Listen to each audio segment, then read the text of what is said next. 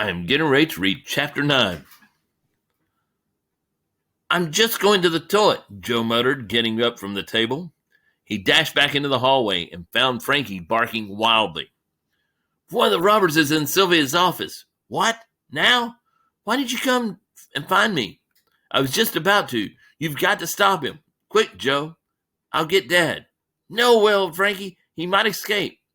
Joe looked at the door. He had to find a way to trap the thief inside. He searched around for something to block the doorway. Maybe we can move that big vase, Joe began. But then he spotted something even better. Look, Frankie, there's a key in the lock. Joe dashed round the back of the reception desk and turned the key in the lock. We've done it, Joe beamed. We've caught the thief. The door handle rattled, and there was an angry shout.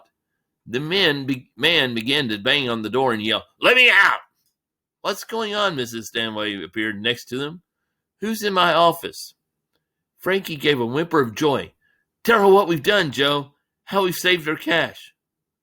Where's Dell? Mrs. Stanway asked. Dell? Joe frowned. Yes, he's a waiter. I sent him to fetch my spare pair of glasses from the office. I seem to have mislaid my others. Mrs. Stanway looked at Joe and then at the key in his hand. You haven't locked him inside my office, have you? Tell her, barked Frankie. Tell her the man's a thief. Well, you see, Mrs. Stanway, said Joe, that waiter is actually a robber. He's only working here so he can steal your money. What? Miss Stanway sighed. Give me the key, please, Joe. Miss Stanway, he's really a thief. She took the key from Joe's hand and unlocked the door. The waiter stumbled out, confused, and crossed with a pair of purple glasses in his hands. What's going on? Just a misunderstanding, Dell, said Mrs. Stanway. Thank you for fetching my glasses. The waiter glared at Joe, then stalked off. No, howled Frankie. He's getting away. Tell her to check the safe. Joe, he's probably got the cash already. Mrs. Stanway, please could you check everything's okay in here? I appreciate your concern, Joe, but really there's nothing to worry about. Dell's a waiter, not a thief. Look, I'll show you. She swept inside her office. See, nothing's out of place, and the dial on the safe hasn't moved since I last touched it. Now I think perhaps you'd better get back into the dining room.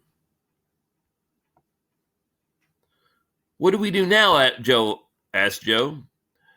Joe and Frankie were in the toilets where no one could hear Joe's voice. You spy on them in the dining room, said Frankie, while I keep watching the hall. Joe frowned. What if they've changed their minds? Maybe they've decided not to rob the place after all. Frankie looked at Joe as if he was stupid. Then I wouldn't still be here, would I? If my problem was solved, I'd have passed over.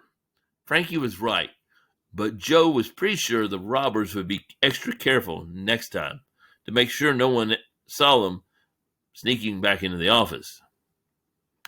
There you are, Joe. Gran was waiting in his corridor when Joe came out of the toilets. They're starting the disco. Would you like to dance? No, yelped Frankie. You've got to watch the waiters. I don't really feel like dancing. Don't be shy, Joe. Gran linked arms with him and led him through the double doors into the ballroom. I like the song, Gran said, as she dragged Joe onto the dance floor. Unfortunately, they were the only ones dancing, apart from a group of toddlers. Love your moves, hissed Damon in Joe's ear. Joe spun around and blinked as Damon snapped a photo of him. Ha! Great picture! Joe gave him a death stare. Then he spied Aunt Marion waving to them from a table nearby. Look, Gran, it's Auntie Marion. I think she wants you to go over to the table. I'll be back in a second. Joe raced away before Gran could stop him. He dived out of the disco and ran straight into Sarah. The glass she was carrying went flying. Smash! A puddle of pineapple juice began to spread round her satin shoes. Joe, you did that on purpose. I'm sorry, it was an accident. Everyone was staring, but Joe didn't care. He'd just seen one of the waiters heading out of the room, glancing furtively over his shoulder. Gotta go, said Joe. Wait, What about the mess? And that's the end of chapter 9.